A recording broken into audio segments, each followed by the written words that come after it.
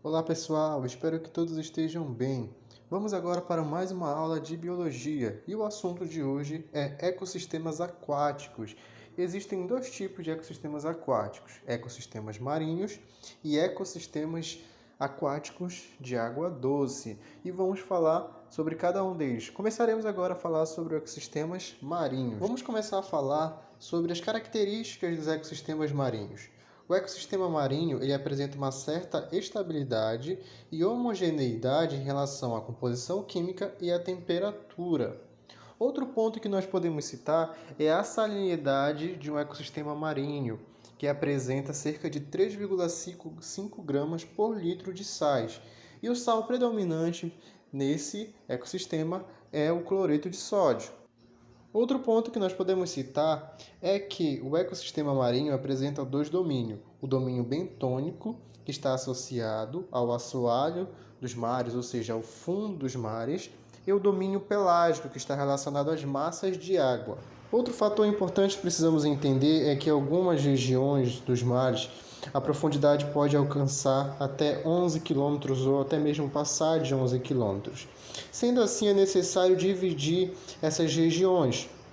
Dessa forma, nós compreendemos que a zona do mar de até 200 metros de profundidade, nós temos a zona fótica, que é a zona onde a luz consegue penetrar.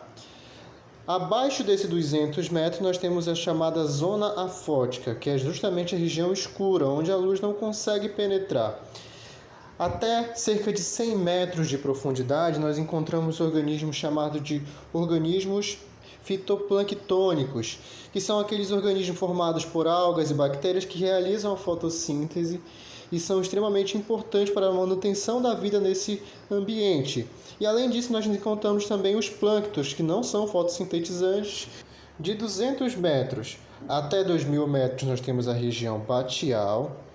De 2.000 metros até os 6.000 metros nós temos a região abissal e abaixo de 6.000 metros nós temos a região radal. Os organismos dos ecossistemas aquáticos marinhos eles podem ser classificados em três tipos, que são os plânctons, os bêntons e os néctons. O plâncton são constituídos por organismos flutuantes que têm uma certa capacidade de movimentação, mas não conseguem superar a força das correntes marítimas. Outro ponto que nós podemos citar do plâncton é que existem dois tipos. Os plânctons que são fotossintetizantes, ou seja, são chamados de fitoplânctons, formados por algas e bactérias, e os plânctons que não são fotossintetizantes, conhecidos como zooplânctons.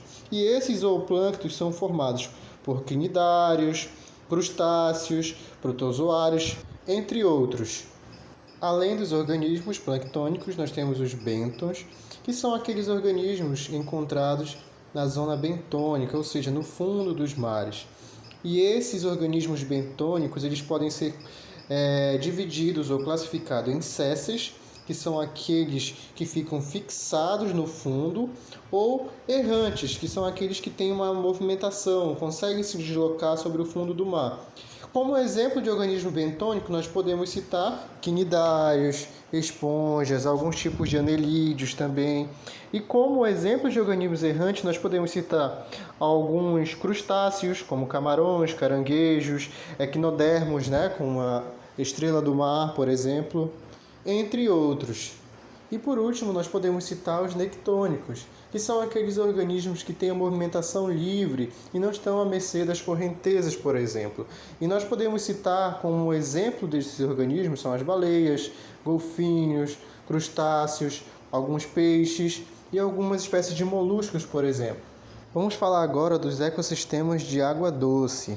Quando a água desse ecossistema de água doce é parada, como ocorre em lagos, lagoas, por exemplo, nós chamamos de ecossistema lêntico. Se essa água apresenta um movimento, que é encontrada, por exemplo, em rios, riachos, corredeiras, nós chamamos de ecossistema lótico. No ecossistema de água parada, os produtores eles são representados tanto por plantas aquáticas quanto por fitoplânctons também.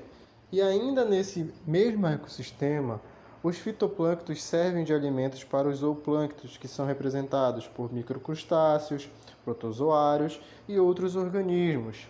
Já o ecossistema de água em movimento ele vai apresentar, de modo geral, pouco plâncton.